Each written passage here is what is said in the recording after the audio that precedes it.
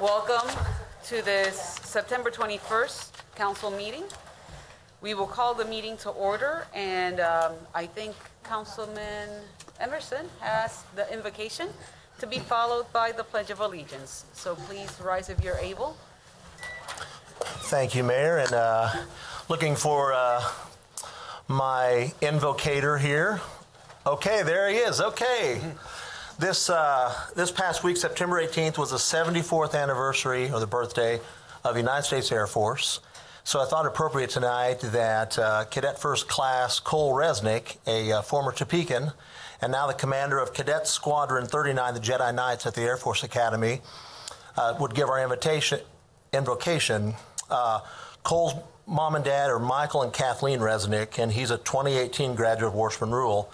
Now, before he starts, as I said, he's a squadron commander out there, and our service academies are true meritocracies. Everything you do, you get 2 scores. You get a GPA, we all know grade point average. Then what's called an MPA, a military point average. Then by the time you're a senior or a first class, as Cadet Resnick is, only about the top 10% of the class gets to be either squadron commander, group commander, or the wing commander. So it's truly a great honor and something that was a lot of work for Cole to earn, and a great thing to have a cadet from Topeka be a commander out there. And all I'll say is, gentlemen that I've known that have been similar ranks as cadets end up usually being senior officers in the military. So Cole, I just have one request. When you're on the Joint Chiefs one day, we absolutely love our Air Guard here, but we would not mind at all having our Air Force Base reactivated. Matter of fact, I think Stratcom up there at Offutt, they would love to come down here, 8,000 jobs. We'd take it. So that's just a small ask, Cole. That's all. I second that. Yes, the mayor seconds that. So Cadet Resnick, thank you so much for agreeing to be here, and please take it away. Absolutely. Thank you so much for the kind introduction. And I can tell you that's the talk of the town here is reintegrating Forbes back into active duty. So I now ask you that you join me in prayer or reflection. As we celebrate the 74th anniversary of the United States Air Force this weekend, we are reminded of the sacrifices of all our airmen, past, present, and forever lost in our skies. After all, it was the American airmen who escorted the bombers into Germany. It was the American airmen who battled communism over the skies of Southeast Asia. It was the American airmen who toiled in the prisoner of war camps of Vietnam to once again taste freedom. It was the American airmen who launched our satellites, waged our cyber wars, and kept our skies clear. It was the American airmen who protected us then, and it is the American airmen who protects us now. As the hymn for aviators says, Lord, guard and guide the men who fly through the great spaces of the sky. Be with them transversing through the air in darkening storms or sunshine fair. May God bless our airmen and all who serve. May he also bless the city of Topeka, the state of Kansas, and these United States of America. Amen. Amen. Thank you. I pledge allegiance to the flag of the United States of America and to the republic for which it stands, one nation, under God, indivisible, with liberty and justice for all. Thank you, Cole. A round of applause for all of his accomplishments. Yes, he did. We now proceed with the roll call. Mayor De La Isla, Here, I think. Council members Hiller, Here. Valdivia Acala, Here. Ortiz, Here. Emerson, Here. Padilla, Here. Nager, Here. Dobler, Here. Duncan, Here. Lesser. Here. We have 10 present. We have a quorum this evening. We proceed with the mayoral proclamations. If I could have Don to come and receive the proclamation.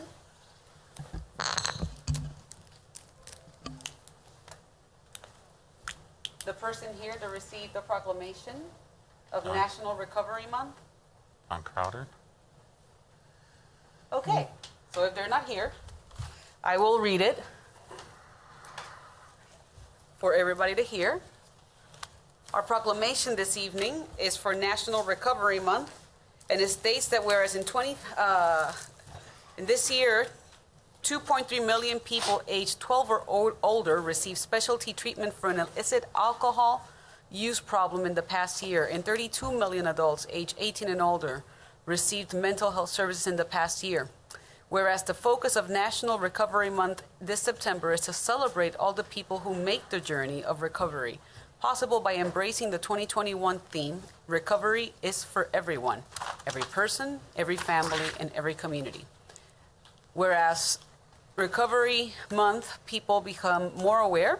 Through Recovery Month, people become more aware and able to recognize the signs of mental and or substance disorders, which can lead people into needed treatment. Now, therefore I, Mayor Michelle de la Isla of Topeka, Kansas, do hereby proclaim the month of September 2021 as National Recovery Month. And it's a good reminder to us in our community that a lot of times we think of the individuals that are using alcohol or drugs, and this is not something that individuals just run to typically because of pleasure. It's typically because there is a need that they're trying to fill emotionally. And I think that the big message here is, like this says, recovery is for everyone. There's a lot of strength in admitting that you need help. So if you do, here Vallejo has a phenomenal organization that you're able to go if you need some help with recovery. They have a substance abuse clinic, and they also have the crisis unit.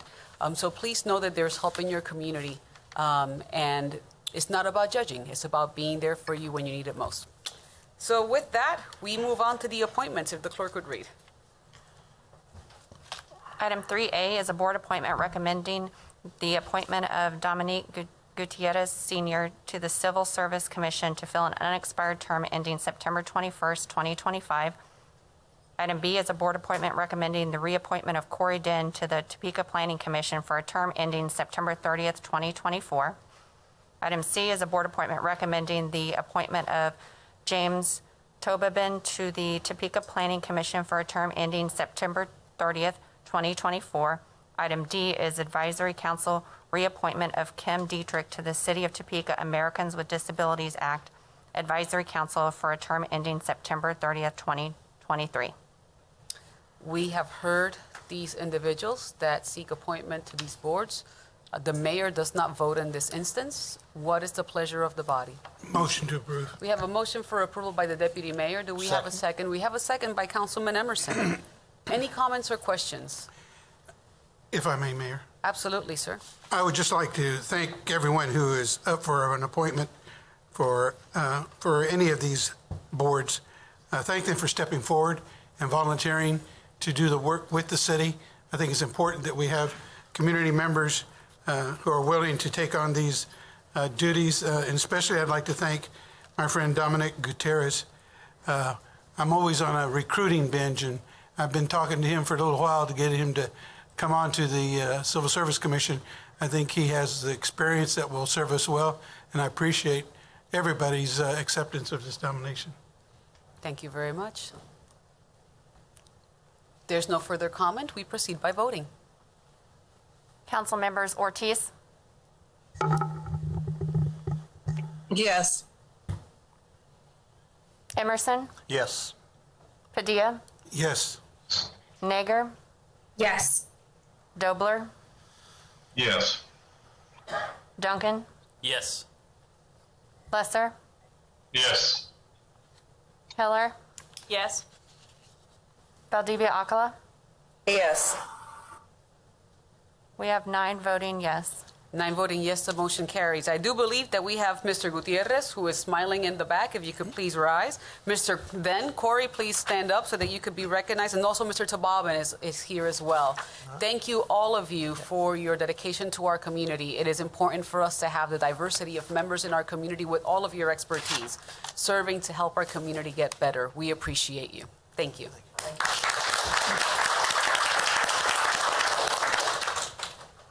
We move on to the consent agenda, if the clerk would read.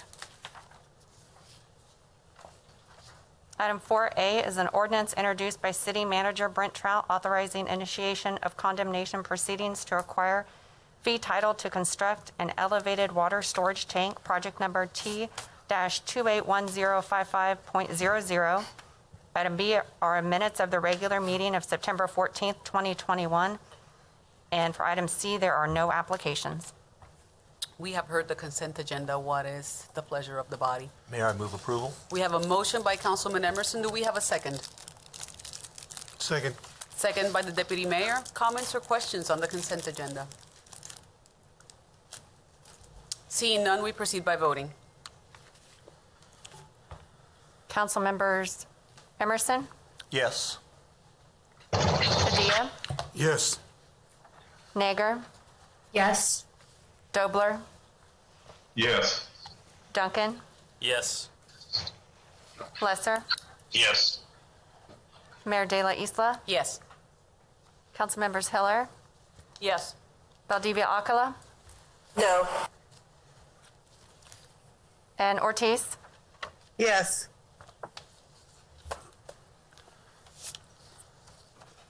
We have 9 voting yes and 1 no. Motion carries. At this point, we move on into the action items. Action item A, if the clerk could read. Action item 5A is a resolution introduced by City Manager Brent Trout amending Resolution of Advisability and Authorization Number 9211, which provides street improvements for Aquarian Acres Subdivision Number 9 as more specifically described herein. City Manager. Thank you, Mayor. Tonight, in February of 2021, the governing body approved a street storm sewer improvement project for Aquarian Acres Subdivision Number 9. The project provides streets for 16 lots. At the time that it was approved, the project costs were estimated at $520,000. Those costs, however, have increased to $657,000. This increase requires approval of the governing body in order for the project to proceed. That is why the item is on the agenda. Before we proceed with discussion, I would like to invite Mr. Jeff Laubach, who is here signed up to speak on this item.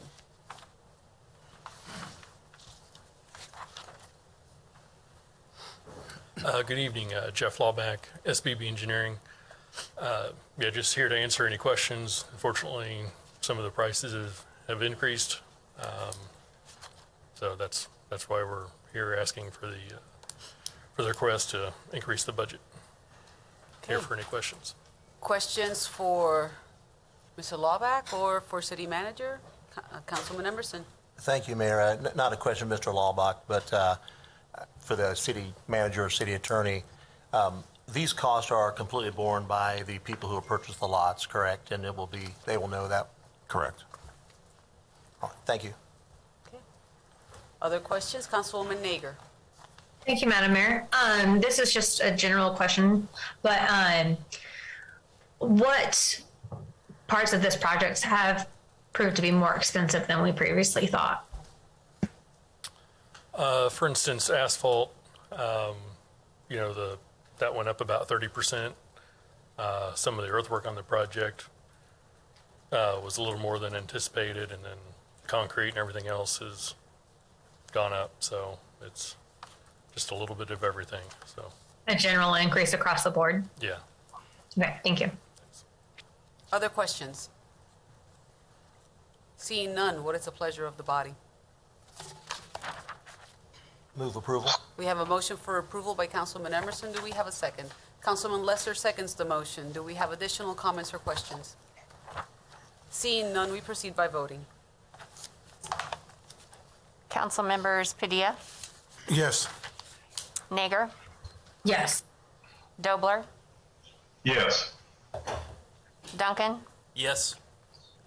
Lesser, Yes. Mayor De La Isla, Yes. Council members Hiller, Yes. Valdivia Acala, Yes. Ortiz, Yes. Emerson. Yes. We have 10 voting yes. 10 voting yes, the motion carries. We move on to item B.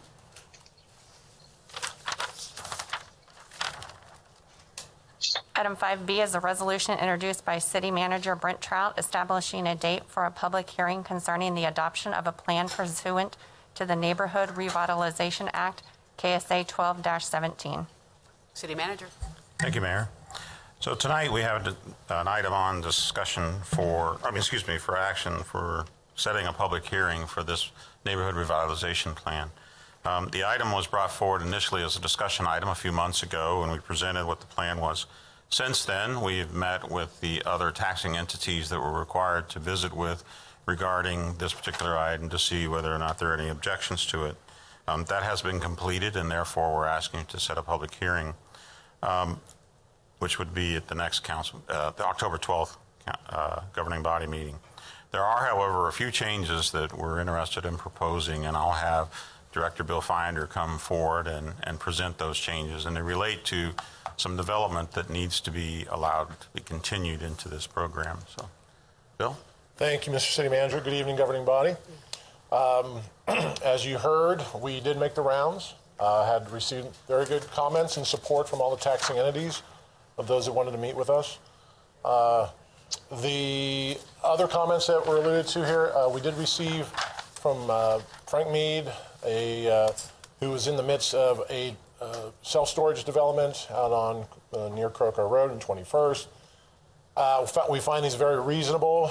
There is past precedent of the program to allow multi-phase developments to stay in the program till they're fully completed. As we shrink that area, some of those projects that got started are left outside, so we want to keep those projects moving since they really were initiated because of the NRP, and we find that here as well. We've got several subdivisions that are currently looking to complete outside of the boundary. You could even throw in the Kanza Education and Science Park, which was actually part of the original boundary, but it got shrunk out. So all those are included currently, and we would find that the properties at 3528 Southeast Cypress and 3526 Southeast 21st should be, or we will recommend that they be included when this comes before you in a few weeks. So I just wanted you to note that, as well as the other, just remind you there, so that in addition to some other changes, we will continue to keep recommending that the Menninger Tower site be included, add the 20-year option for significant housing developments in TIF areas, as well as recommending the transfer of the remaining funds in the NRP fund to the Housing Trust Fund. So those are the main changes that will stay in the plan and be considered for action on October 12th. Is there any questions I can help with? Let me know. Councilman Duncan. Are those changes, all of those, I know a few of them are, but all of them in the current proposed plan and available for people to see before October 12th? Yes. Okay. The changes with those two addresses, we will be adding those, and that in addition to those other three changes that are already in the plan. So we'll have those as part of the advertisement of the plan this week for the next 3 weeks. And this is a minor thing maybe, but are we confident we will be back in the chambers on October 12th? Yes. Okay, I just want to make sure if that's what we're putting in the resolution, that we're actually in the room, we're telling people that the hearing. It was going to be in my announcements, but yes, court is supposed to be back in session in that facility tomorrow. Okay. And so we expect to be there in the first meeting of October. Great, thank you. Before we proceed with further commentary, I would like to invite Mr. Eric Collins, who signed up for public comment. Oh, I didn't. No, they took care of it. Okay. And then Mr. Frank Mead.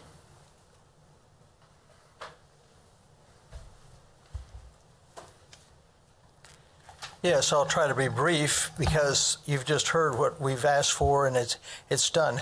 I just want to say it's a changing world out there. It's not what it was 2 years ago. It's not what it was 6 months ago. Costs have changed drastically. Materials, some of them we can't get now. It's very difficult to, for instance, we can't put in the fire hydrant because we can't get the pipe. Nobody has it, doesn't exist. So a lot of problems like that, and we've had a lot of paperwork, and the cities had their fair share of problems with this. Drawings, engineering, things like that are all becoming very difficult to get, just as difficult as that. And labor has turned out to be one of the hardest things for us to get. One of the reasons we are here is because we had people walk on us. They just walked on us. That's it. And so that's one of the reasons why our time frames are much longer than ever expected. So what I'm going to do is thank you for taking care of our biggest problem, time.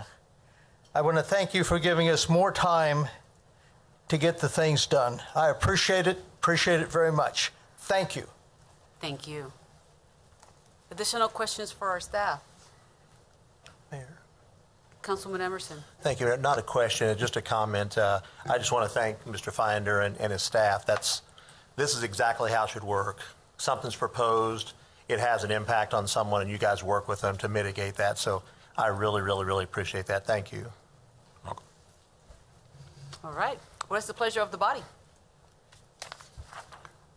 Motion to approve. Motion for approval by the Deputy Mayor. Do we have a second? Second. Second by Councilwoman Nager. Comments or questions before we proceed with voting? Seeing none, we proceed with the vote. Council members Nager, Yes. Dobler, Yes. Duncan, Yes. Lesser, Yes. Mayor De La Isla, Yes. Council members Hiller, Yes. Valdivia Acala, Yes. Ortiz, Yes. Emerson, Yes.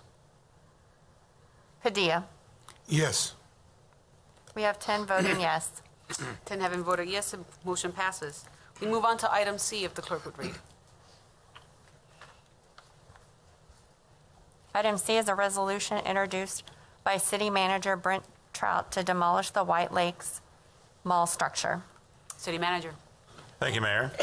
This item, I'll just make a couple comments and then turn it over to Chief of Staff Bill Cochran. He's been the point person on this project since he started.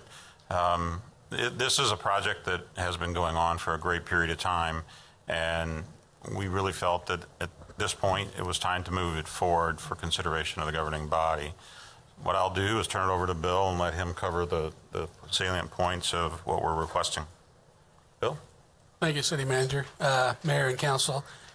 This resolution is brought to you basically because of the amount of money that is involved. We felt it was imperative that the council had a say in moving forward with this process. As we know, that property has a condemnation on it and a demolition order on it as well. We were in the process of working with a developer, and we were very confident that property was going to be sold and it was going to be able to be developed and all that.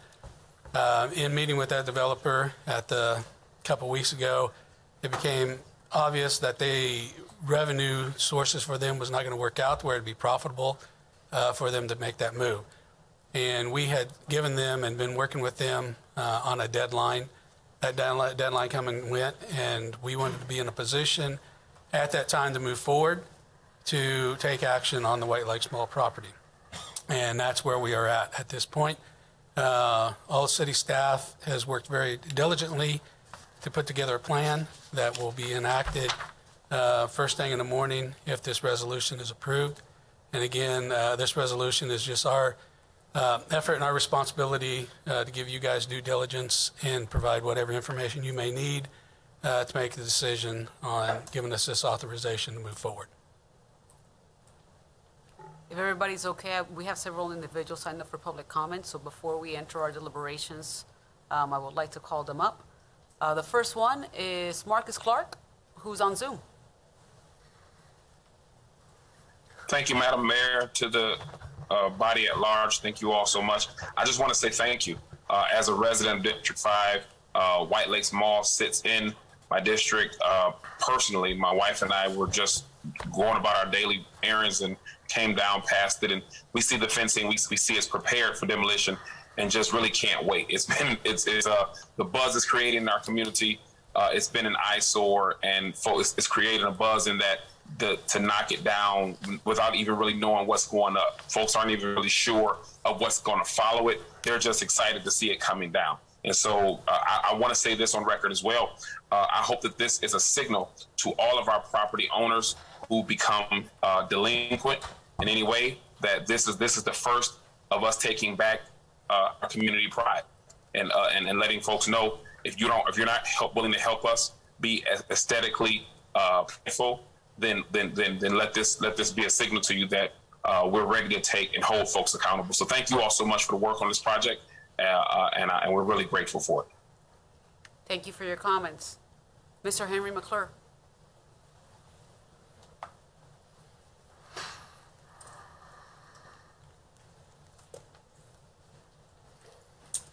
Good evening, City Council. Your Honor, thank you for the opportunity. As a salesman, you always got to figure out how to reach your group, who you're selling to. So let's go off this recovery issue. Today, from May 2nd, 2015, I have 6 years, 3 months of being clean and sober. That ain't bad. It's a start. I carry 10 years worth of coins with me, my 3 and a 6, or a 4 and a 6, just, working on that 10 years. So what a better segue about recovery. There isn't anything better than shovel-ready land to build, and no matter who's got what idea, having that mall tore down is the best way for it to recover. If September's recovery month, let's go. Let's stick with that. I almost wanted to come up and get that proclamation, Why not, man? If there's a poster child for recovery, you're looking at it. Here we are. So, look, Yes Topeka came out and said, let's extend that quarter-cent sales tax, because the experts said you got to have land shovel ready. So let's go back to 20 years ago when we extended the quarter-cent sales tax, because people said we're missing opportunities because we don't have shovel-ready land. And the nice thing about this, making it shovel-ready, is all the infrastructure's there. You've got everything in place, and your neighbors want it. I definitely want it to help me with the Gordman's real estate. And on one last dovetail, I liked what you said about something missing in your life, but also remember, recovery is inherent. Sometimes it's nature, sometimes it's nurture.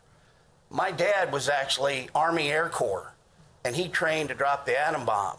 And he had trouble thinking about all the Japanese that he'd burned up, because the incendiaries killed more people than the atomics. And he was the first guy to fly over the mighty Missouri when the Japanese surrendered at that moment.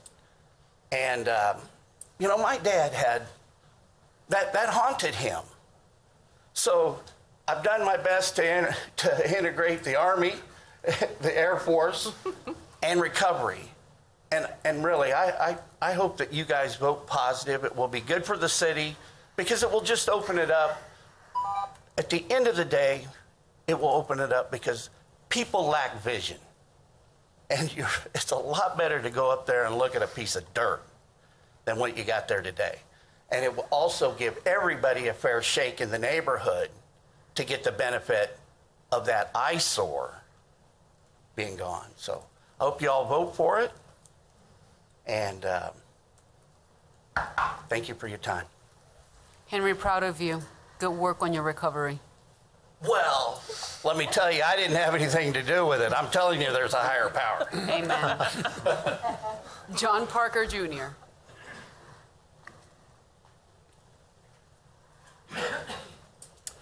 Thank you for the opportunity. My name is John Parker Jr. I'm the Chief Operating Officer of Mainline Printing, which is the building attached to the White Lakes Mall.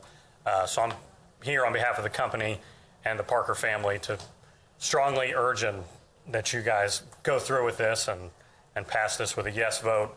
We have watched with a lot of dismay and alarm over the years as the structure next to us has deteriorated really rapidly in the last 2 years. It's become a significant safety hazard for our employees. It's become a significant business risk for our plant.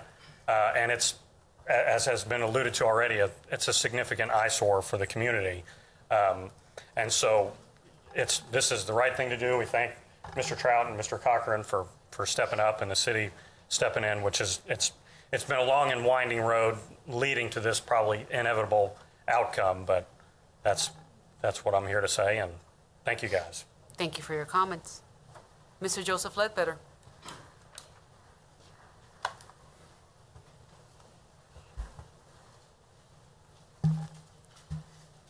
Governing body and board, City of Topeka, Joseph Ledbetter.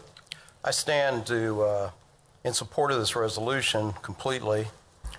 And in support of it, I also point out documents that you have in the record, a memorandum talking about the current condition of the mall, and lots of photos that are irrefutable that this building needs to be demolished. And hopefully you can see those. I know the audience at home can't. Additionally, there's an administrative order that is signed by an administrative officer, a legal administrative hearing officer, telling the owners to demolish this building within 30 days. And of course they have not. And so this is where we're facing the consequences of that lack of action is that we have to take action. And I just want to point out that in that administrative order, it's very clear about the condition of the building. This building is not your typical property that's blighted. It is worse than blighted. It is an absolute danger to surrounding businesses, surrounding neighborhoods, and to anybody that would trespass in that building. And until recently, it wasn't even secure, and the owner knows that they have to secure these buildings, and it had not been secured up until a few months ago.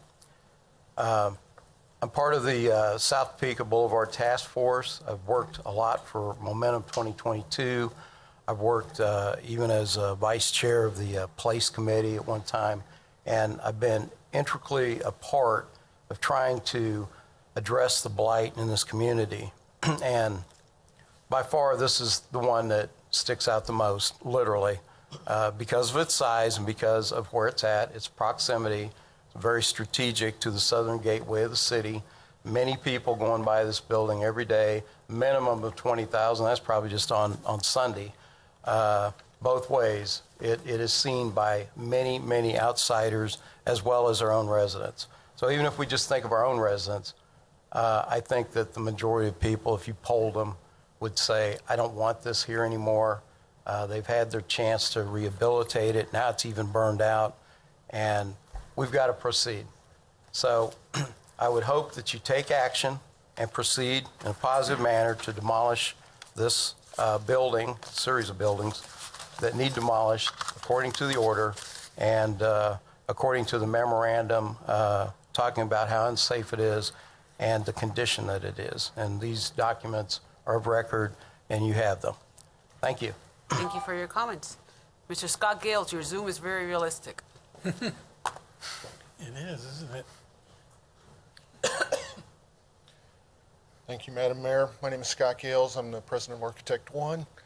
I'm here today in a capacity of someone participating with numerous other citizens under the title of a group that's trying to bring back the boulevard. And while I'm not acting in an official capacity for them, it's been great to be part of a group that, after seeing the reinvestment that's happening in downtown and in other corners of our community, realizing that kind of with Topeka's proud heritage and traditions and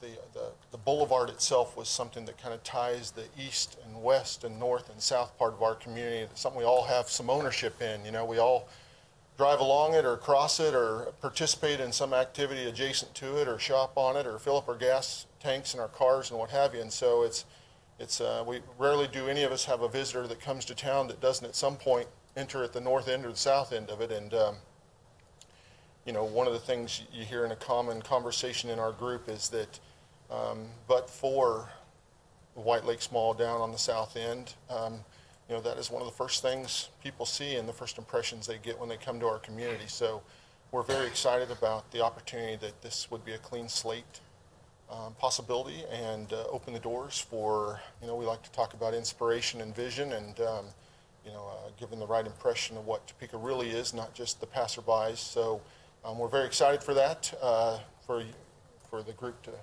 affirm this. And in my past capacity as chairman of the Planning Commission, I can't count the number of times that some issue related to this came up, and we discussed about the relevance of it and, you know, what leverage do we have. And so I'm grateful here with patience. This has finally come to a head and can be addressed. So, and finally, as an architect, I like to strike a balance, having had the opportunity to work with numerous clients that love restoring old buildings that have character and great stories and bring them back alive and provide new purposes and sometimes rebrand them in a way that doesn't look anything like they were before.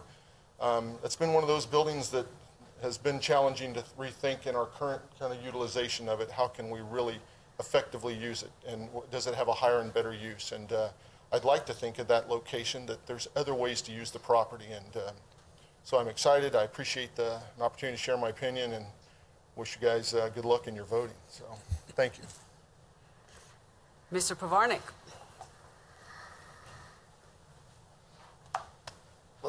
Matt Pavarnik with tonight representing the Greater Topeka Partnership, Go Topeka, the Greater Topeka Chamber of Commerce, Downtown Topeka Incorporated, which Mr. Gales is chair of, and Visit Topeka. So representing a lot of different organizations. And I just want to start by thanking you for being aggressive, our city leadership for being aggressive, thinking outside of the box, and grabbing a bull by the horns and say, let's fix this problem instead of kicking this can down the road for another 5, 10, or 15 years. I was going to talk about shovel-ready land, but Henry did such a good job and made really a good point that I'm going to go a little different direction. And I just want to tell you a story. In 2015, when I was making my first trip to Topeka to visit with the community, I was talking to a gentleman named Brent Bowles who owns Schindel Lawn and Landscape. And I told him that I was going to bring my bride, my wife, Wendy. And he said, oh, if you're bringing Wendy, I need you to do me a favor. When you come into town, don't go this one way. Go around. You do not want to do that because it's embarrassing and we don't want her to see that. Quite frankly, we don't want you to see it. So we came to town. We came to town a couple more times. And ultimately, we sat down as a family to have this conversation about coming to our new home. And I looked at her in the eye. She said, I'm ready. I know this is what's meant for us and what's meant for the community. She said, there's just one thing nagging. I said, what? She said, that mall. I thought she was talking about Westridge, which we may have to talk about that later. But I thought she was talking about Westridge, and she just maybe because there wasn't an Ulta at the time, and I told her, I promise we'll get an Ulta eventually. But she said it was the other mall, the mall that we drove by, the mall that was dilapidated, that was run down. And her comment is, I just worry a little bit because I don't understand how a community would let that happen to themselves. To me, a community that would let that happen to themselves seems like a community that doesn't love itself. And I said, I promise you this community loves itself, and they're working on things like that. That was a little over 5 years ago.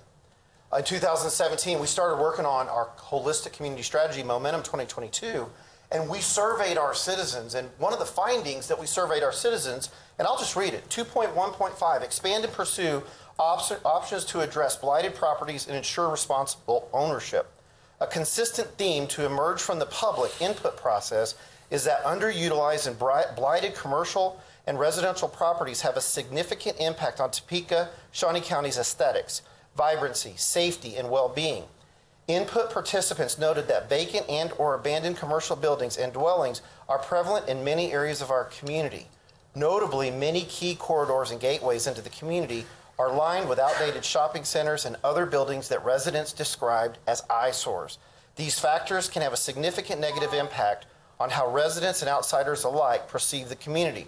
According to input participants with knowledge of real estate conditions in the community, a lack of market demand means there are limited short-term redevelopment options for some of these properties. That said, other stakeholders expressed significant concerns that absentee landlords and investors are not adequately maintaining their properties leading to significant negative externalities for surrounding property owners and the community as a whole.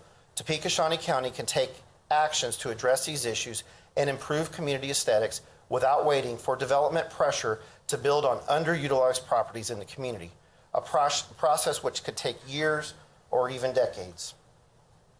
So I want to thank you again. It isn't lost on me that there's risk involved. There's risk, there's financial risk, but I promise you that the cost of demoing White Lakes Mall pales in comparison to the brand equity damage that's being done to our community on a daily and an annual basis. Thank you so much. Thank you. Comments by the governing body. Councilwoman Valdivia Alcala to be followed by Councilwoman Hiller. Thank you, Mayor. I just wanted to say this is, being almost 60 years old, there's a lot of memories with White Lakes and the Boulevard. Got in a lot of trouble out there, but, it was still fun. And I just think that it's about time that this has happened. And I will definitely be supporting it. Also, it is good to know that we are finally making this move so that we don't take any chances at all with losing one of our oldest businesses, which is Mainline Printing, because we need them here. And I'm sure this has been a frustrating course for them. But it's just time to do it and move on. So I will be supporting it. Thank you, Mayor. Thank you, Councilwoman Hiller. Thank you, Mayor. Keying off the end of Matt's comments, I feel like as a council person and just for the public, we need to have that reality check conversation about what this means and what our options are. Personally, and I think probably everybody in the room would just assume that this property is sold and somebody else would demolish it, and that we as a city would not be stepping up to the risk as described of spending as much as $2.5 million on the demolition. So with that, if I could ask a couple of questions. One, in terms of this cost, I think along the way, as various information has trickled around, the first word was it might cost $1 million, then maybe 1.4. So could you talk a little bit about this $2.5 million and whether we really expect it to be that much if we do it? Councilwoman, I do not anticipate it being $2.5 million, but I also did not want to be in a position that once we started down that road and found out it was going to cost more, that we have to come back to this table. So that is a high end. I don't anticipate $2.5 million. The studies that we have had are anywhere from about 1.5 to 1.7. But as you heard everybody talk about, cost has gone up. I just don't want to be in a position where I have to come back and ask for more money and just be in a position where we're ready to do it completely. Thank you. Related to that, I got a message today from a gentleman who thought he could do some youth training on cleanup if you need a crew. Let me know. Then the question about ownership. Right now it's in bankruptcy. The bankruptcy trustee has the authorization to sell it, yet has not. We did have somebody who all the way until last Friday was interested, so I assume the option to sell to somebody else wasn't available. So what do you see as the prospects that this would be sold either after we finish the demolition or even in process? Because my understanding is it would take some time to get that underway. What I can tell you is the property is still currently under a contract. The developer that we have been working with has told us he does not want to step away from a project out there. It's just that the development plan that they had in place financially was not going to work. And so that we felt that we were in a position that we had to move on that property. So with that being said, there's still the possibility that they're going to come back with a development plan within the next 2 or 3 months, and that that acquisition of the property will still take place.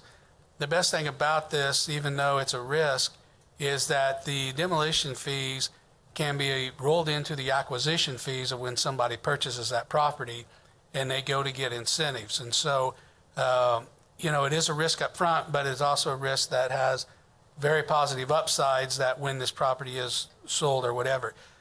So keep in mind that the property is still under contract, and they are still working on a development plan. And so they had till September 17th to get all their incentive paperwork in. They just weren't able to do that to make the numbers work, but that does not mean that they won't come to us later in October or November or December and say, hey, we have a development plan. We want to move forward with it. And so the demolition process that we're going to have in place will have stop gaps in there that will allow us that we can halt our process at any given time. And that's how the RFP will be written, that if it is purchased and the new owner wants to pick it up at that point, it can. So we've built in as many precautions as possible to protect the city of Topeka and our investment in this effort going forward.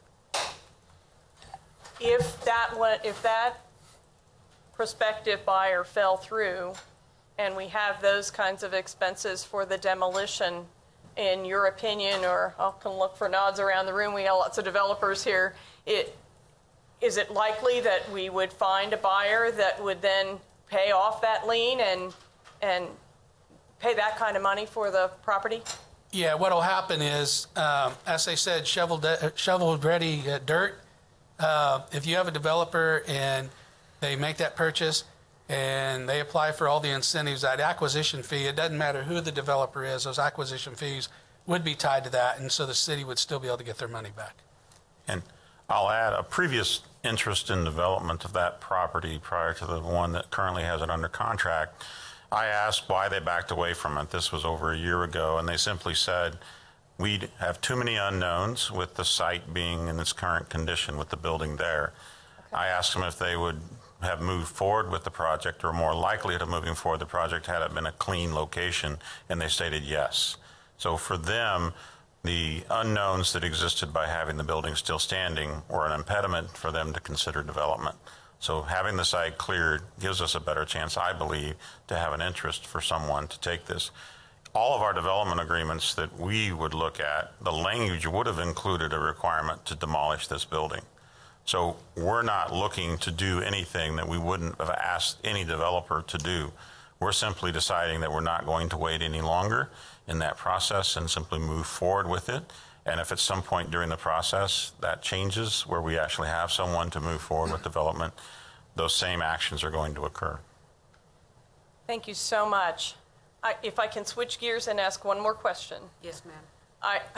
I got a call from a constituent today, similar to Councilwoman Valdivia Alcala and many of other people we've heard of, had very fond memories of White Lakes Mall, hanging out, doing different things, driving by, and she asked whether there were any, she said if it's torn down, boy, I would, in this case, would love to have some sort of artifact from Woolworths. She had great memories of Woolworths.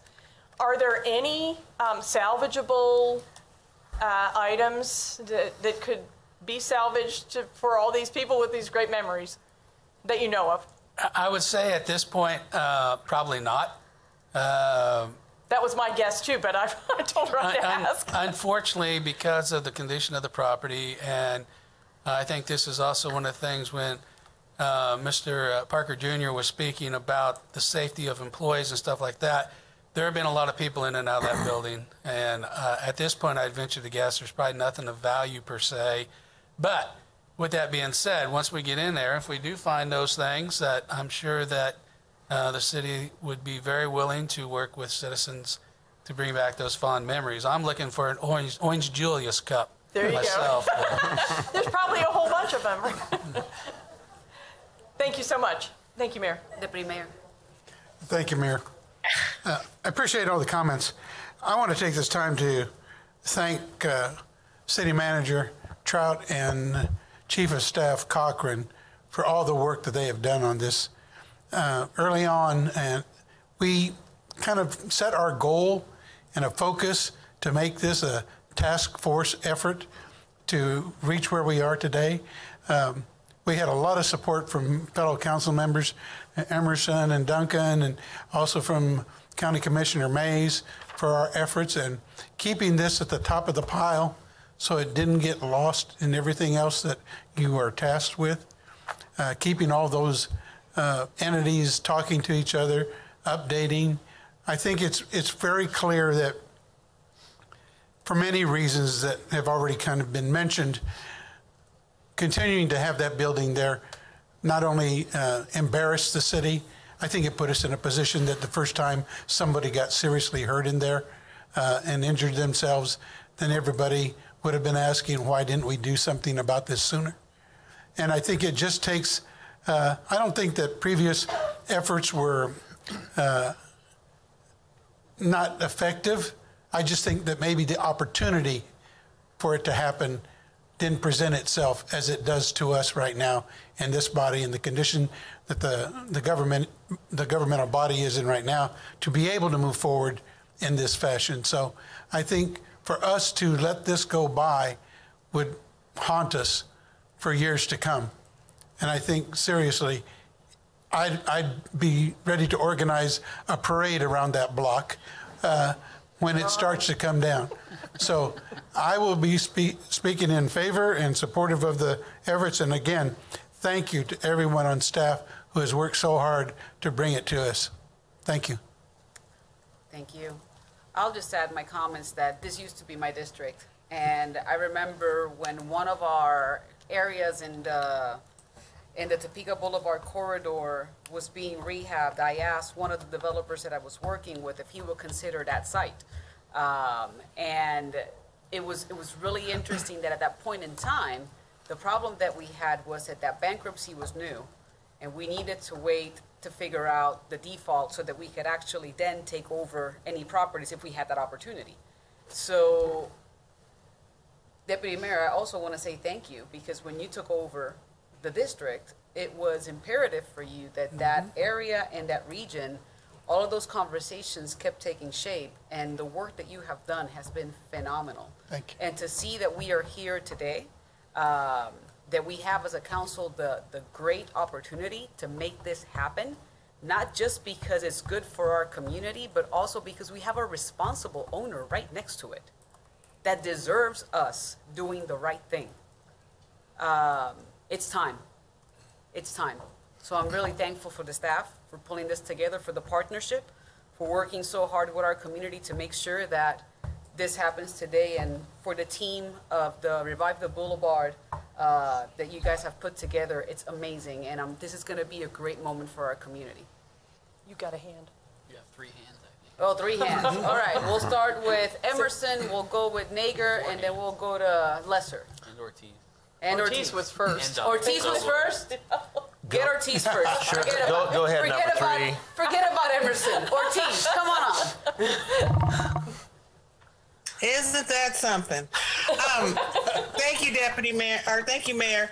I just want to thank the Deputy Mayor as well for staying consistent with those conversations. But I want to ask staff something, because, you know, we're voting on this tonight, and we're voting on demolishing White Lakes, and everybody is very eager. So can you kind of let us know the steps? Because that's what people are going to be looking for.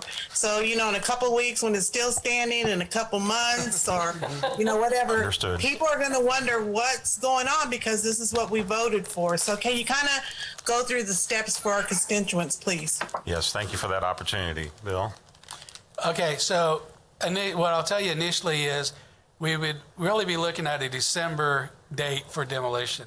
The reason for that, what we have to do is we have to do an asbestos study and get that approved by KDHE.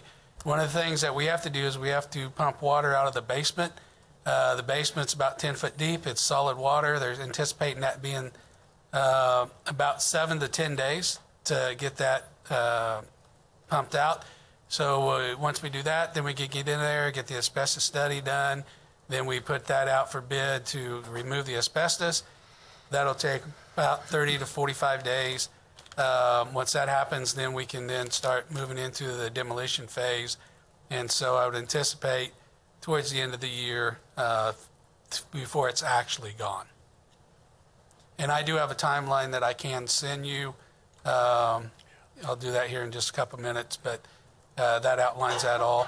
One thing that we are working, there is a study that was done, and we may be possibly may be able to utilize that.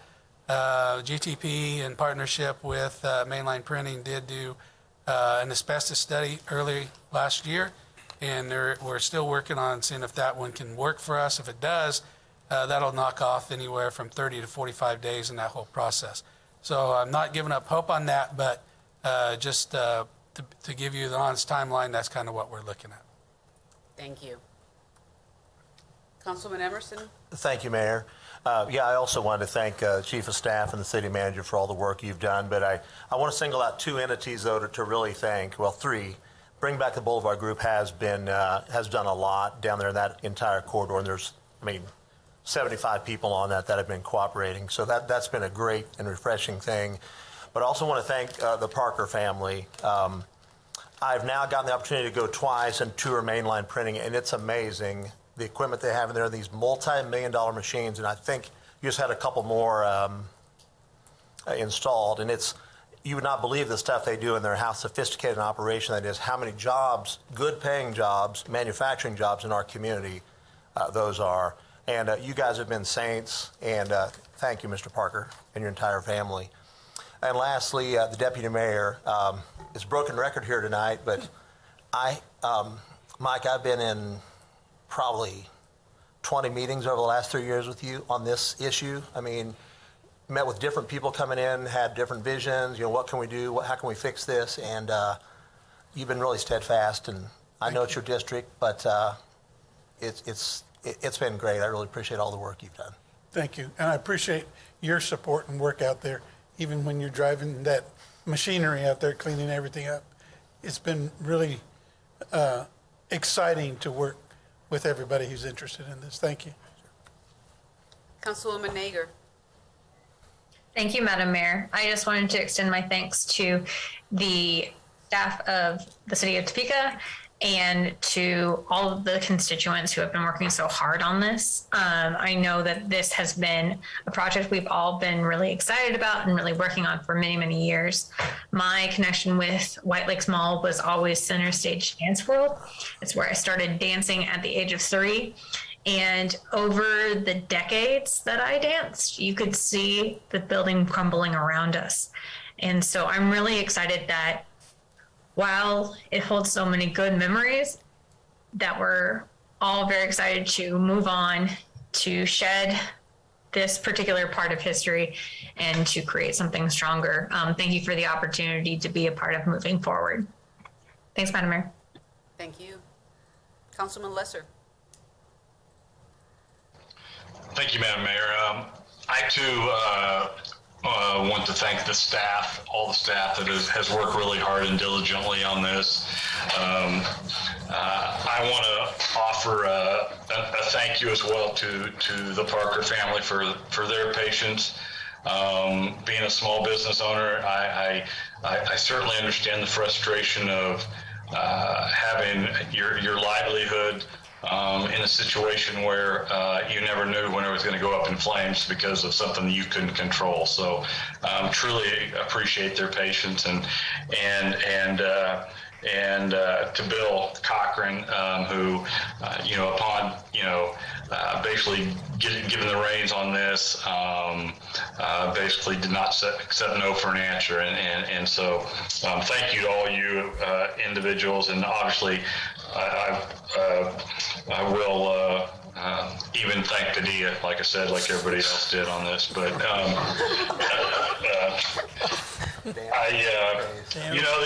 other thing though I do want to say though too is, I'm so really excited about getting this done, because we've been working so hard and we have to get this done, and I'm really excited about the opportunities that can lie ahead.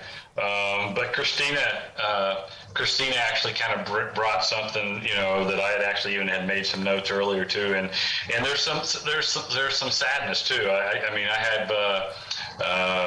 I remember my mom would always take my sister and I out there to get our picture taken with Santa, go shopping, get an orange Julius. I would always get a peach Julius. I was weird.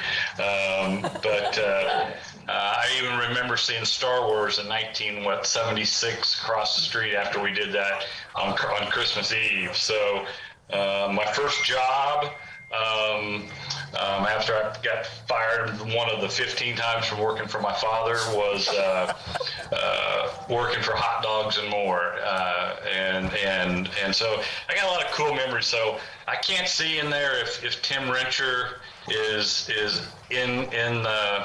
Yes, he is. Is he? Tim, I'm going to challenge you, my friend. Tim does a great job with his history guy and his stories and stuff like that, and I'm going to challenge my friend Tim Rencher to when this goes down, to do some type of story on the history of White Lakes and something that we can, those of us that grew up, born and raised here, that saw it from its heydays to, I think it'd be really cool to have something on that. So Tim, I challenge you, and that's all I have. I enthusiastically will be supporting a new beginning for this property, and looking forward to that. Thank you. Councilman Dobler. No, thanks. Thank you, Mayor. I just want to make sure. Can you hear me okay? Yes, sir. All right, fantastic. I don't really want to thank anybody, and I have no good memories of White Lakes. No, I'm just kidding. Actually, like everybody else, I'd like to thank the city manager and particularly the chief of staff for making this happen. Also want to thank the Topeka Fire Department for keeping the whole place from going up in flames less than a year ago. And obviously Deputy Mayor Padilla and Councilman Emerson for all the work they've put into this. I hope this is the first step. If you look at property north of White Lakes, north of Mainline Printing, the old theater and a building that I used to office out of more than 30 years ago, they are boarded up. And I hope this is just the first step, not necessarily in demolishing buildings, but revitalizing that whole area north of White Lake. So I too will be solidly in support of this motion. Thank you. Not a betting woman, but this is looking good. I can't be the only one to not speak. Good Lord. I'm never going to let that happen. I can tell this issue matters because if you look online, we are at an all-time high almost this year for the number of people viewing us online at the moment. So that's how you know that this is something that the citizens of Topeka are actually engaged in and hopeful to see. At least, in all honesty, I have talked to a lot of people about this. I have not heard one person say, no, don't do it. And I think part of that, I hope, is, and I just want to, main comment I want to make is, this is one of the first things 21 months ago when I got on the council that the deputy mayor came to me and said, hey, I'm trying to get this thing down. Where are you at on that issue? And my parents have lived in that area for 25 years, so my family is well acquainted with the impacts that it's had on the neighborhoods over there. And so I said right away, yep, let's do it. Let's go right now, sledgehammers in hand, and get that process started if we have to do it ourselves.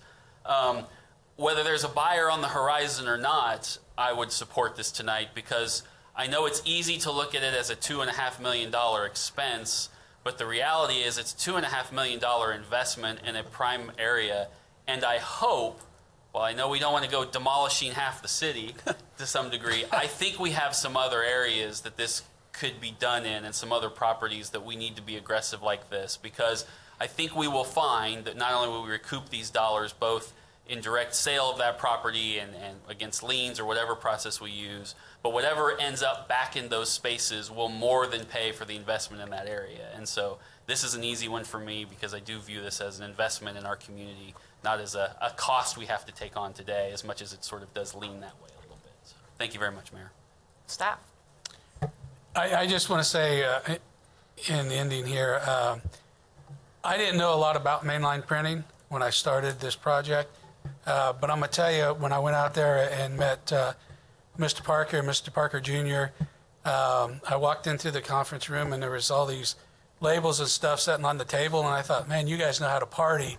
And what I found out was day in and day out labels that we see on the shelves in our store are manufactured right here in the city of Topeka. And if you ever want to see something impressive, I'm sure we would be able to arrange tours for anybody who wants to go out and take a look at it. But for what they do for the city of Topeka, putting us on the map globally, that's why we need to do this.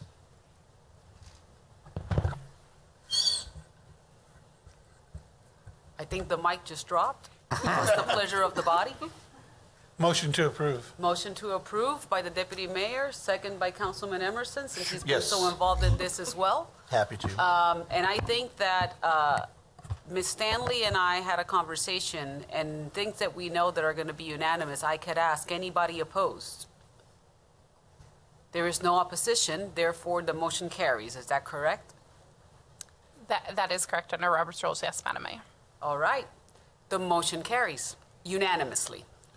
Cool. Thank you. Yes, big applause. Big applause. That concludes the action items on our agenda. We now move on to the non-action items. Item A. Item A is a discussion concerning the adoption of the 37th edition of the Uniform Public Offense Code 2021 and local amendments amending Topeka Municipal Code Section 9.05.080. City Manager. Thank you, Mayor. I'll ask Amanda Stanley, our city attorney, to cover this item, but this is an annual event that we typically go through, but I'll let her cover it. Okay. Thank you so much, Madam Mayor and Council, for allowing me to present today on the necessity of why we would like you to adopt the 37th edition of the Uniform Public Offense Code. In future years, our chief prosecutor will be the one doing this, but since I'm now the former editor of this publication, I thought this year I would do it myself. So each legislative session, the Kansas State Legislature updates various offenses. Our municipal court has the authority to prosecute misdemeanors and other offenses, but only if we adopt them in our local code. So it's important to stay current with the state legislature, make sure that all of our statutes and codes are adopted locally. That's a very time-intensive process as someone who used to do that. So about 40 years ago, cities decided maybe we should pool our resources and have one organization do that rather than every single city attorney using hours of their time. So the League of Kansas Municipality publishes the Uniform Public Offense Code and the standard traffic ordinance that we're talking about next every year, and those summarize each of the legislative changes that need to be made to our local code. We are currently under the 35th edition of the Uniform Public Offense Code. There were various changes made in the 2020 session, but the city did not adopt the 36th edition last year. So this year we're asking that you adopt the 37th edition. That will incorporate all the changes from the 2020 as well as the 2021 legislative session. All of the changes are in the memo that I provided in your agenda packet from our Chief of Prosecution. I will just draw your attention to a couple significant ones that I think you should be aware of. In the 36th edition, there were multiple changes regarding offenses dealing with a firearm. That's because of KSA 12-16, 124, in which the state legislature preempted cities from having any ordinance on the books dealing with the carrying or possession of firearms. So that's required several changes in our code to offenses dealing with firearms, since we are no longer allowed to prosecute those. In addition, there were several new criminal offenses created in the 2021 legislative session that are in the 37th edition, and I'm happy to answer any questions you may have. Any questions for Ms. Stanley? Remember that this again will come back in the next council meeting for approval. We're going to have 2 weeks to really dig into this and be able to ask any questions, but any questions that are just immediate. Yeah, I guess. Yes, Councilman Duncan to be followed by Councilman Lesser. This is probably a silly way to ask this, That's and okay. maybe I'll make sense. Obviously, I understand the need to adopt it and there become state law, so obviously. I guess if we have questions about several of these, we can ask you if we are required by state law to adopt them, or if we are just supposed to adopt them if we want to. I won't do that now, but if we need to follow them, right? Because there's a distinction there. It's a fine one, but. Correct. Absolutely. It's never quite clear. Some are required adoptions, Right. such as the state legislature gives no real choice on firearms. If we don't adopt those, we can't enforce ours anyway. Other ones are optional ones. If you don't want that offense, we don't have to put it in there. So we can make changes.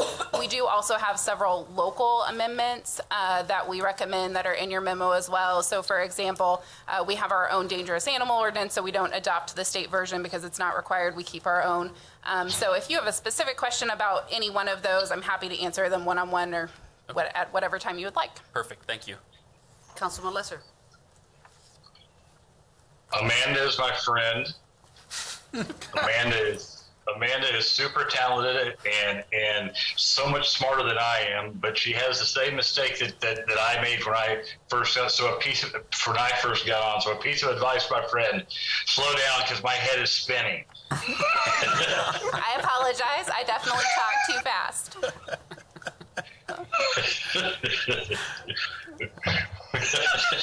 Don't blame Amanda for your head spinning. I absolutely don't. I absolutely don't. Other questions? Thank you. Thank you. Councilwoman Hiller. Thank you, Mayor. This might be a clue for a future overview too, but you talked about the differences in why we would make these changes, some being local and some being required. Some of these, like for instance, the first 3 smoking sections, just as an example, are they carried forward? I mean, we amend this each time it comes through if it's local. So some of these are exactly what we did last time. We're just doing it again, right? Correct. So are all of these in this one section carried forward? Yes, all of our local amendments are carried forward. Okay, so there's not a change there. The only changes are the ones in the italics. Correct. Where the state changed. Thank you. And we'll make that clear in future memos for you. Okay, that'll help. I think that's all, Mayor. All right, seeing no other comments or questions, remember that you can reach Ms. Stanley in the next few weeks with any questions that you may have. Councilman Duncan? I have one more. I know. Okay. And this, since you just came from the league, you should probably answer this. This is more general. I noticed it with and Topeka already has a 21 and over ordinance for tobacco products. But I noticed the reason the league is recommending is not because the state changed the law, but because the president on the federal level signed something. Is that customary for the league if federal law makes a change and the state doesn't adhere to said change to still recommend? Well, I can take total blame for that. Was my executive decision as really editor last year. So as editor last year, when the federal law went into place, retailers were required to go to 21. So I made an executive decision to make it 21. However, since the state did not change the rules for purchasing cigarettes, that's why the league's version keeps it at 18 to purchase. Our local amendment is carried over, so we use our local T21 in Topeka, so it's 21 to purchase and 21 to sell. Okay, perfect. Thank you.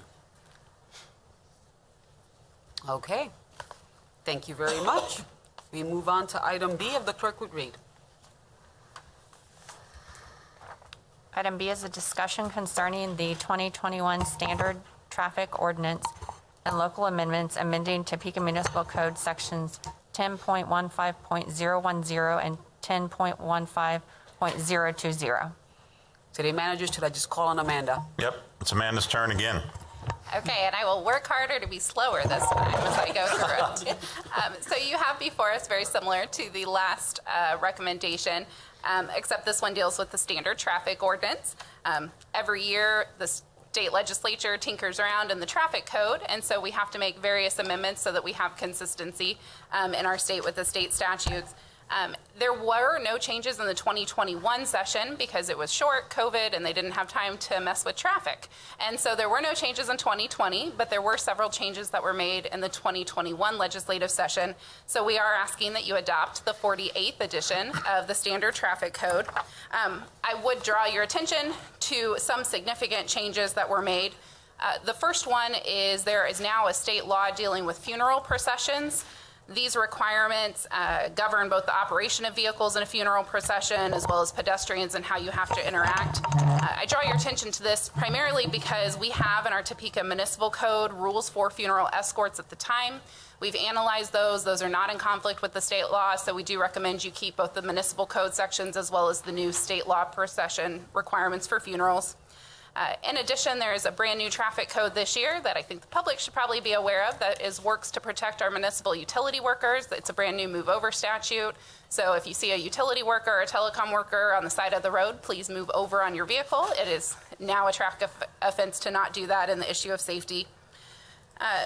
Finally, Section 201.1 was amended to allow people who are facing manifest injustice or whose fines or fees for traffic offenses would cause manifest injustice to allow them to petition the municipal court to ask for a waiver of those fines and fees. That was a state law that was put into place starting this year to help get people back on the road from suspended licenses.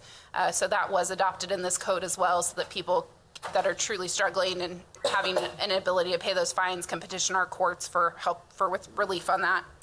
And then finally, just because I do have a captive audience, and so it's good to know as the general public, there were lots of rules that were changed on alcohol to go this year with CMB, and you can take things from, restaurants and margaritas to go, all of those fun things.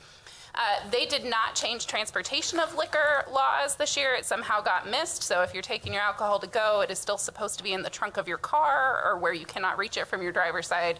And that just didn't get updated this year. So I'm guessing it will in future years. But if you're transporting your alcohol, make sure that you continue to follow the rules and make sure you can't reach it. And with that, I'm happy to answer any questions. All the local changes continue from previous years. Seeing no questions, thank you so much for your presentation.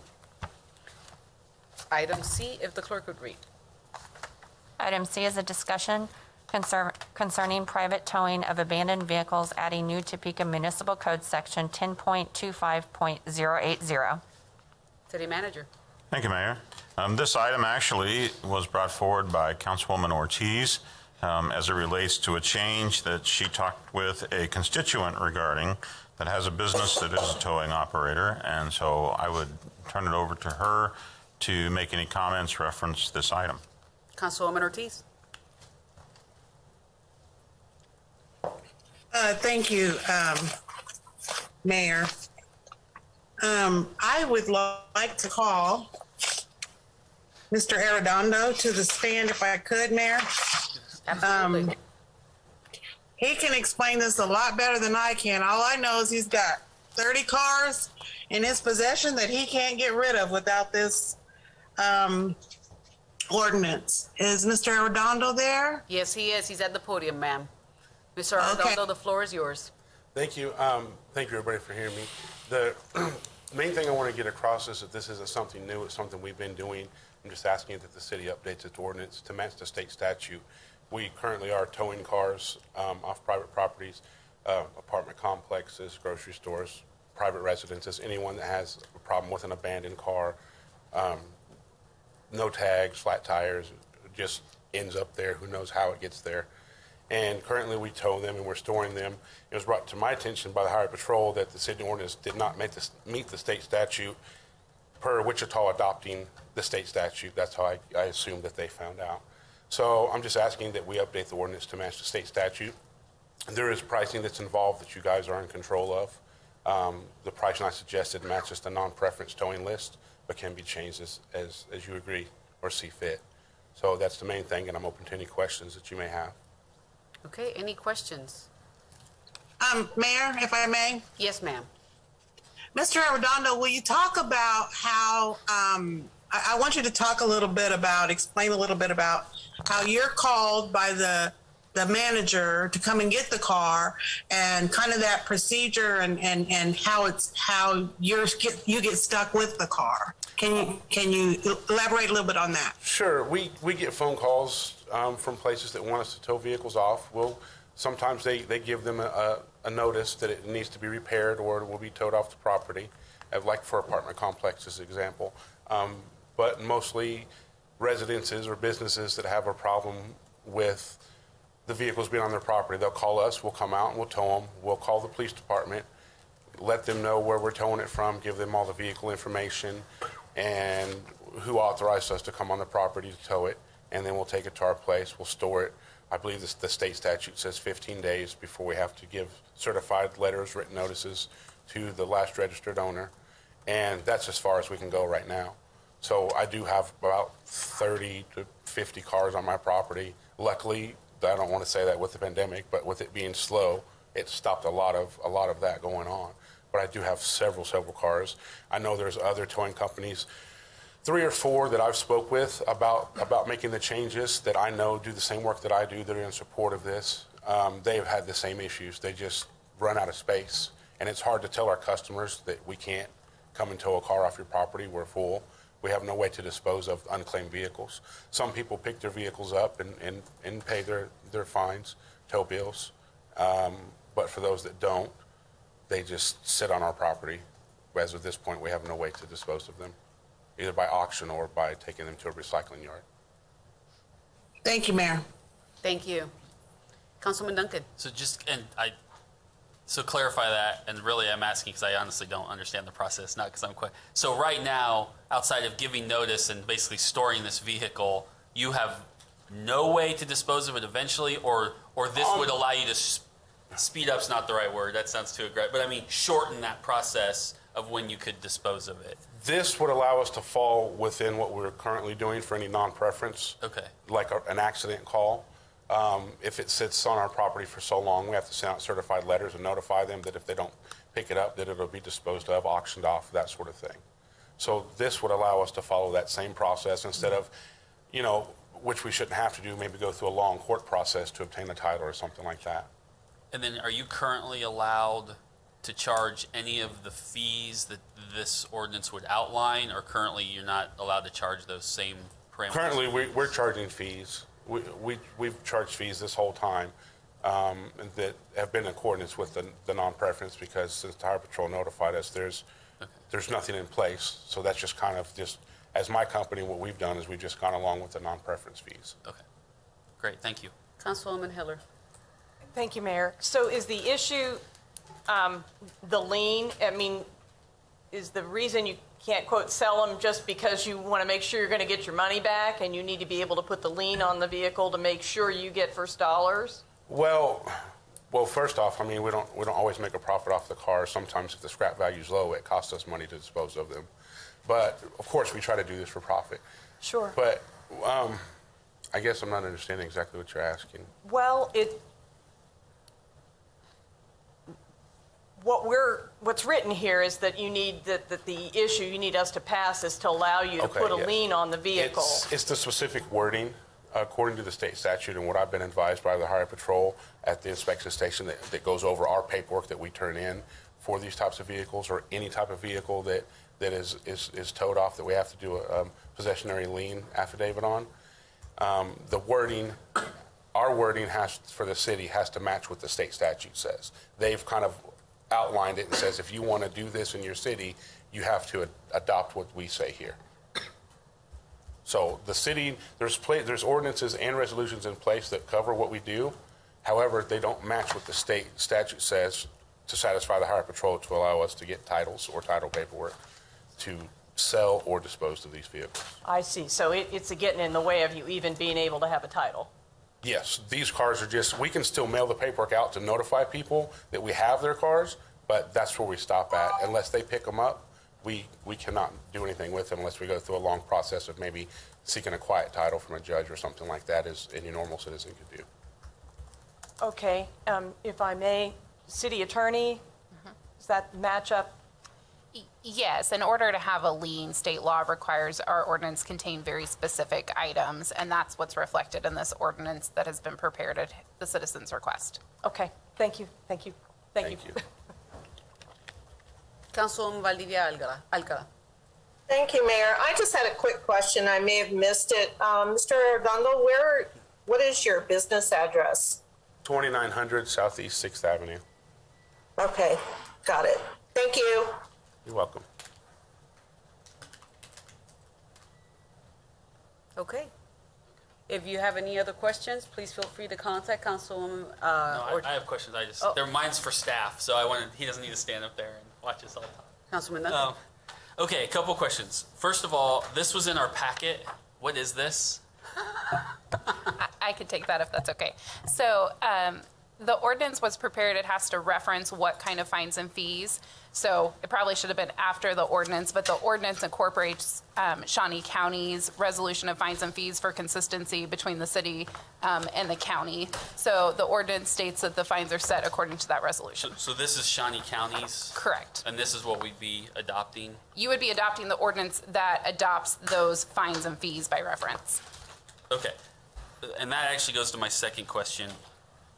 Why would we not just put this into our own language? Because then if Shawnee County repealed, made changes, would we not be contingent upon what we could match? But if they changed something and we weren't, I mean, it feels like and I'm okay, I guess, either way, but I mean, just saying, I don't know, that we're. We can absolutely do it that way. It sounded like when working with them, that was the policy decision that they wanted to adopt it, but we can absolutely put it into. And partly why, and the only other reason I asked it, the last thing I had is I would be interested to know. They adopted this 6 years ago. It looks like 5 or 6 years ago. I would be interested to know where they came up with the fees. I mean, have we looked at have we done any of our own assessment of these are reasonable maximums? Or are we just saying we trust the county that 5 years ago they got it right, therefore, and that's not really directly, I mean, I guess as a policy question to my colleagues, are we okay just trusting the county and say, well, I'm assuming they got all the fees right 5 years ago, so let's just adopt it. I'm not saying I don't trust the county, I am saying I'd like to know we looked at some update of whether these fees were reasonable, I guess. I'm thinking that Chief of Staff or maybe Chief Willis could tell. As I recall, at about that time, there had been issues about making sure that charges were capped because people weren't always in control of who got called to tow a vehicle. And so maybe there's some conversation that... The chief could probably more accurately reflect what he just whispered in my ear to explain why the county is the best person to set that fee. Sorry. I just pointed out to Amanda that she may not know, but the tow list is maintained by the county through the dispatch center. And so for consistency's sake, it's more that the fees are administered by them because they're the ones who physically receive the calls for the tows and go down the list. And they're the ones that administer all of the licenses and the complaints and all of the issues that go with that. And that's fine, and maybe there's no way, and I can try to talk to some people. I guess my two concerns would be, one, if it's been 6 years, I mean, and I know that any business is going to say, sure, we'd love a little higher cap, so that's a slippery slope. But the flip side is, I guess us, if we're going to adopt all these fees, I'd like some confidence that we're confident they're not, if we get to set the cap, that they're not too high in some cases. And I have no idea. It's kind of like looking at the Matrix. The numbers are just going in front of me with no ability to say that seems reasonable. So I'm just putting that out in the world, and I'll try to talk to some folks and see how. Yeah, to answer your question, we haven't looked at the tow fees because it's not really a part of business that we do. We just know it's consistently done through the county because they set it and leave it that way. Sure. Okay. Last question.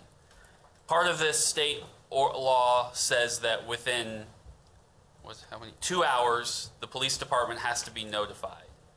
Can you walk us through what that process is? Do we record those notifications so that if someone has a question later that says, did they really call you, that we're going to track that? Or what does that process look like?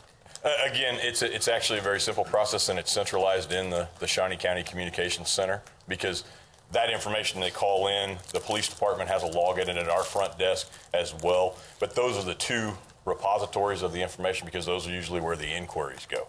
In other words, if you show up and your car's not there, you usually check with the police or through the dispatch center. So those notifications are made to the dispatch center and then duplicated at the front desk officer in a database that we have at the police department. Okay, great. Location, vehicle description, et cetera. Okay, perfect. Thank you very much. That's all I had, Mayor. Just making sure there were no other comments or questions. If you do have any other comments or questions, please contact Councilwoman Ortiz or Ms. Stanley to help you with these questions. Remember that this will come back to the body as a voting item in the next meeting, the first meeting of October. We now move on to public comment. The first individual signed up for public comment is Reverend Annie Ricker.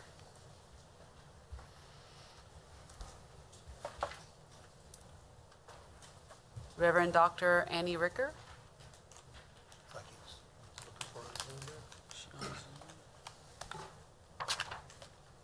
They were supposed to be in person.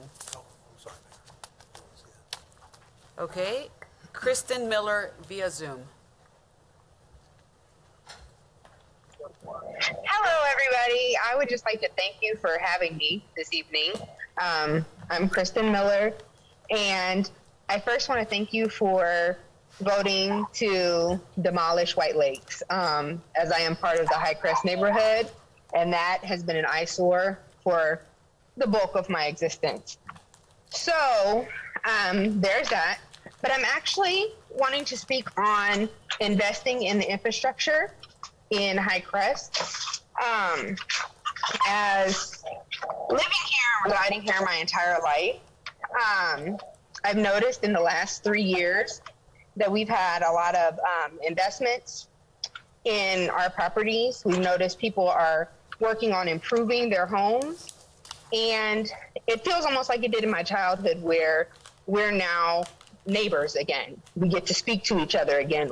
We're all working towards eliminating or minimalizing the crime in this area. I noticed that an issue that we have here is the water and sewer lines. I have the same issue in my own home. I know that everybody is not equipped to repair and replace. With this being old military base housing, most of the sewer lines look like rusty paper. And with it looking like rusty paper, I was really shocked when they took my lines out.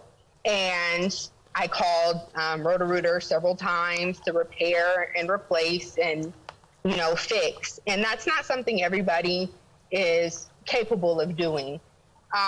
So I would like to see if you guys would even consider investing in the water and sewer improvement in this area. So we could develop new areas as we have property that is not developed here in this area.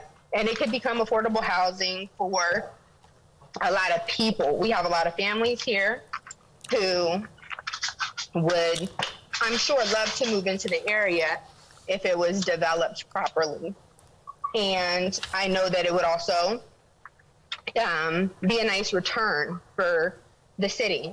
Utilities, taxes, property tax, it would pay off, just like the demolition of White Lakes Mall is going to pay off in the future. This area is extremely populated with middle and low income families who deserve safe and healthy homes to live in. And with that being established and having the infrastructure built, that gives people the ability to come in and actually put homes on these properties. So I just would like to bring that to your attention and see if you guys can think about it. And I do appreciate your time, and thanks for having me. Ms. Miller, thank you for your comments. Yeah, Okay, we're not yeah. supposed, yep. I'll say during my... Okay, Mr. Emerson will reach out to you in the next meeting that he's in the area. Mr. Joseph Ledbetter, it seems that he left. Or we can. Skipped out. And then finally, Mr. Pastor Gabriel Pennington via Zoom. Hello, I'm Gabriel Pennington. I'm new to Topeka. I moved here a year ago, last summer with my family. And I moved here because I got called to be pastor at Southern Hills Mennonite Church on 37th Street, just west of Adams.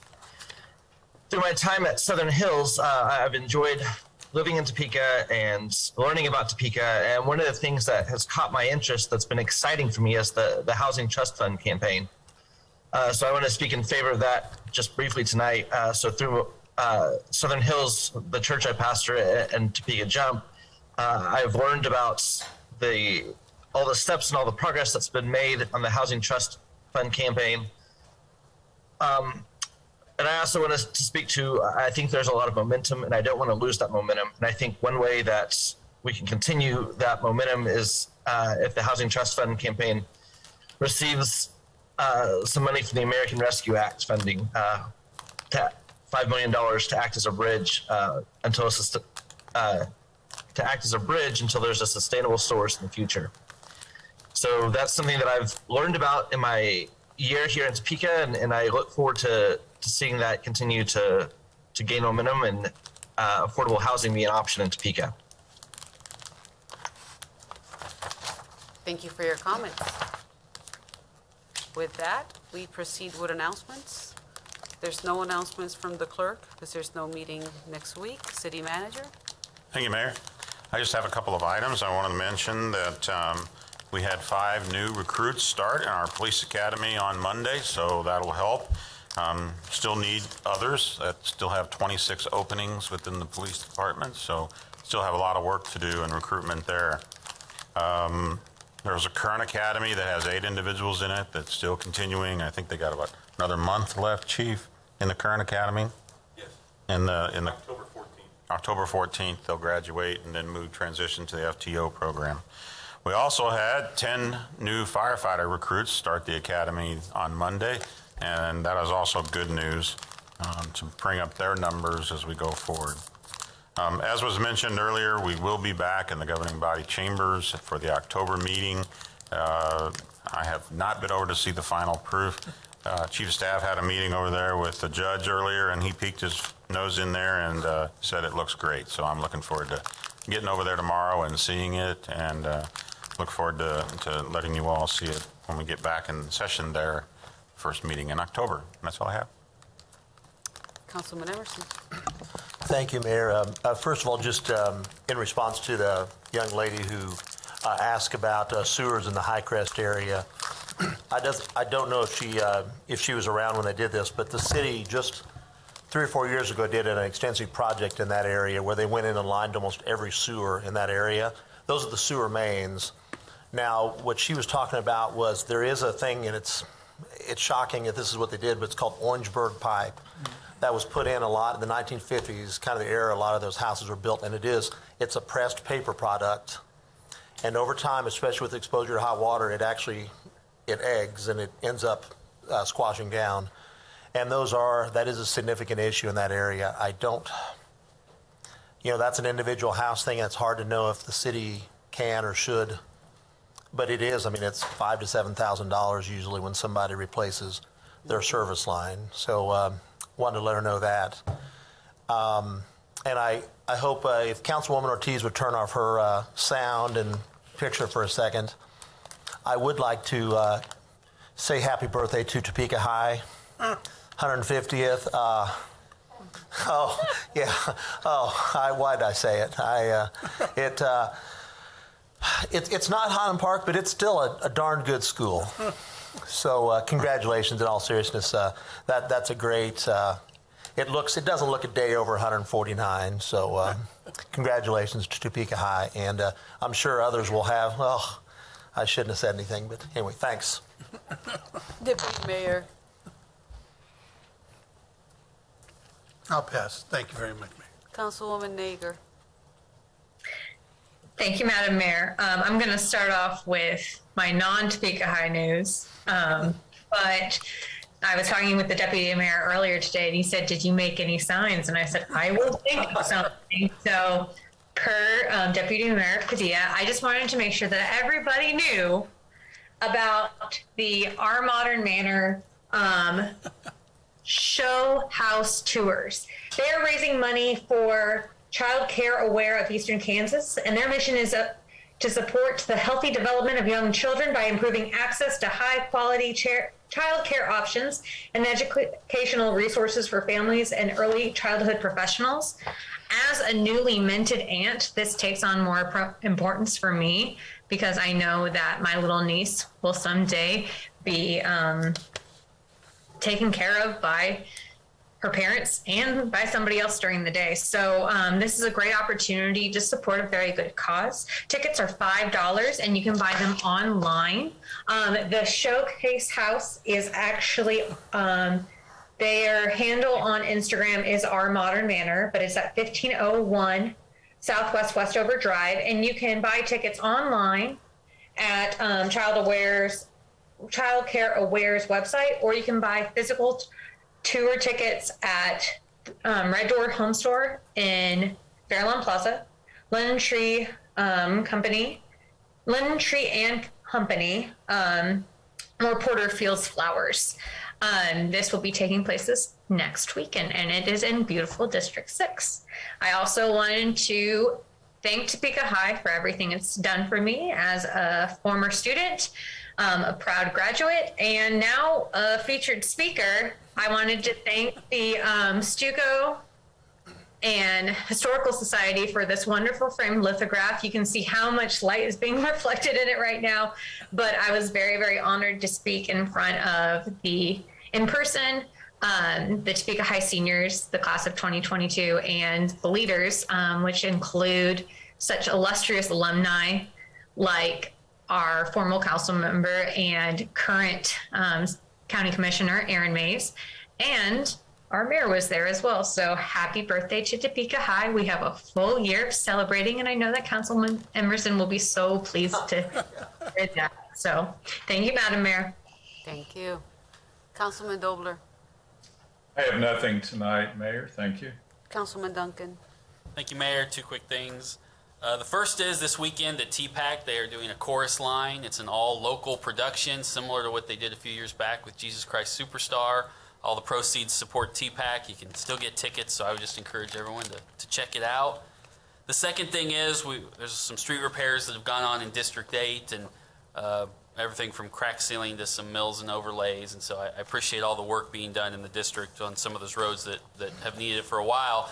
I will say this is a good capsule of what you get into when you get elected, and I expect it, and I love my constituents. But I did get a call from a woman who said, I know I've been sending you lots of emails asking to fix this road, but today was not a good day. I was really busy today.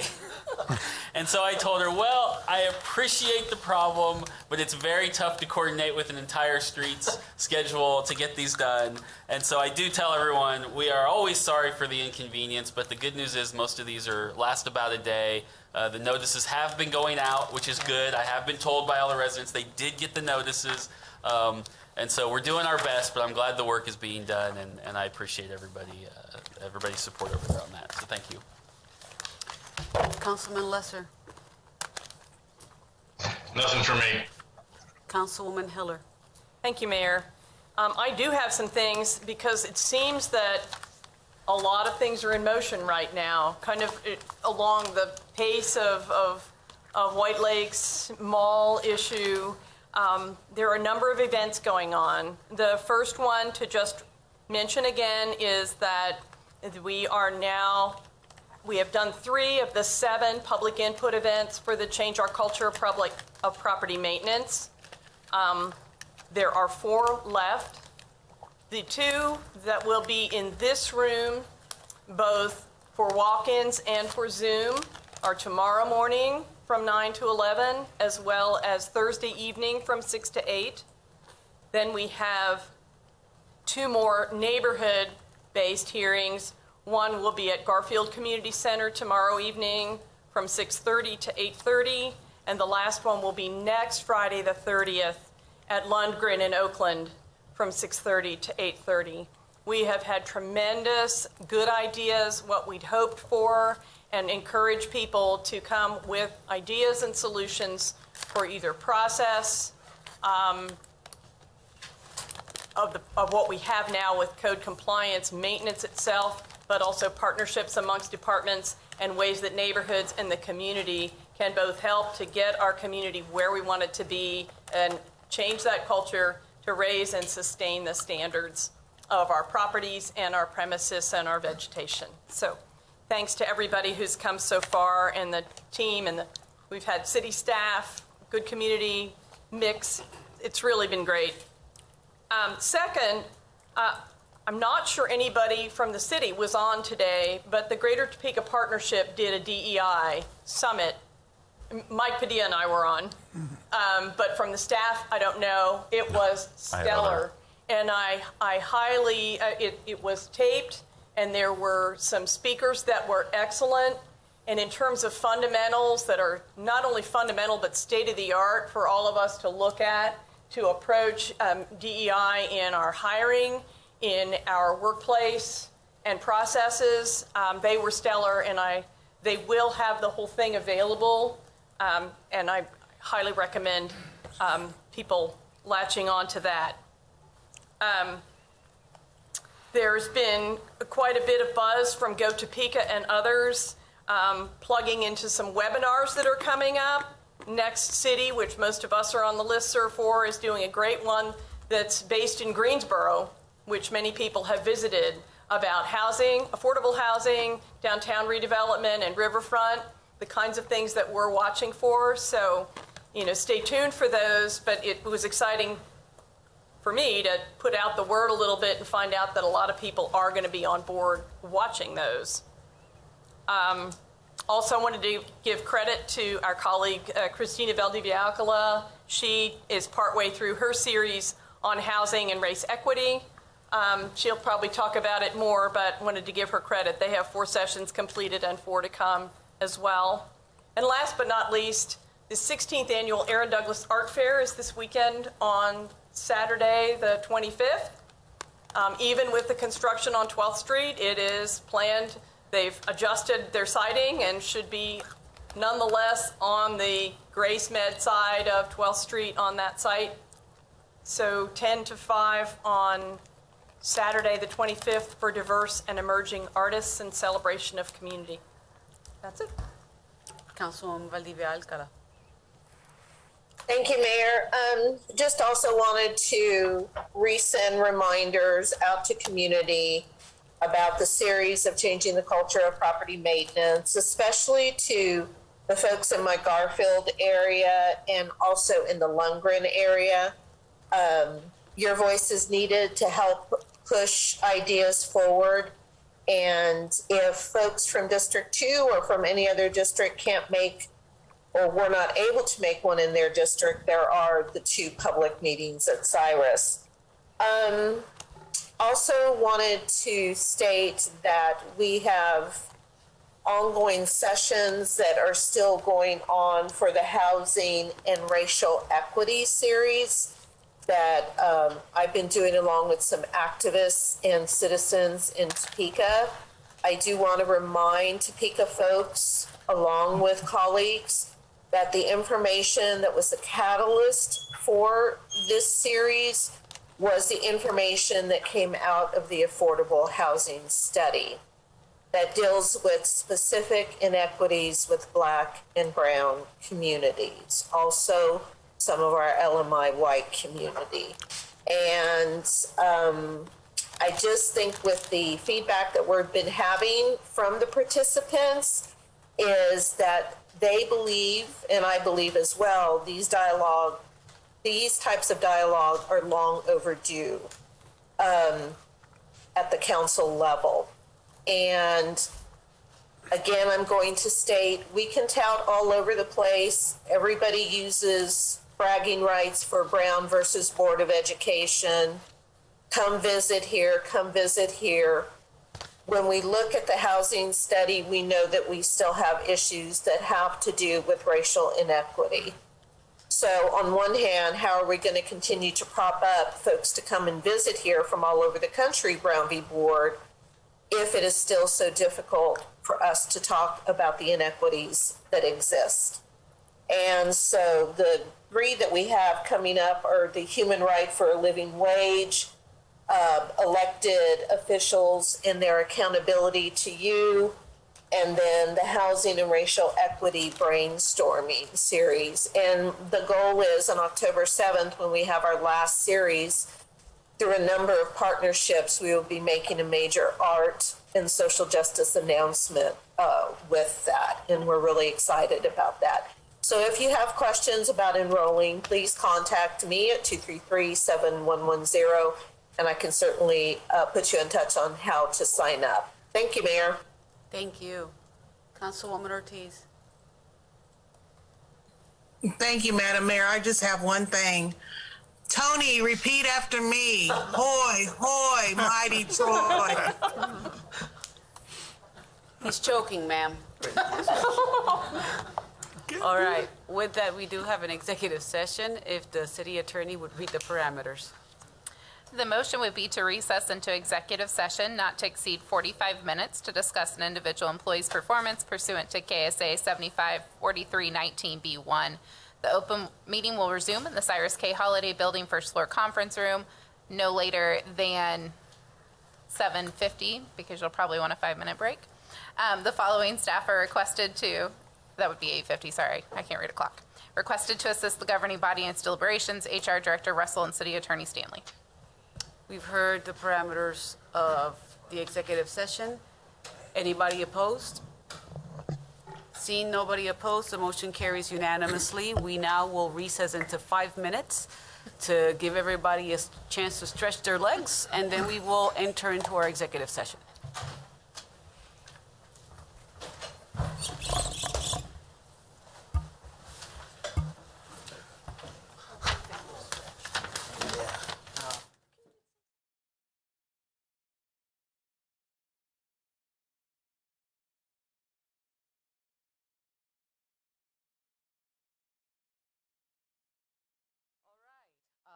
We have concluded our executive session. No action has been taken. At this point, there are no further items in front of the governing body, so this meeting is adjourned. All right.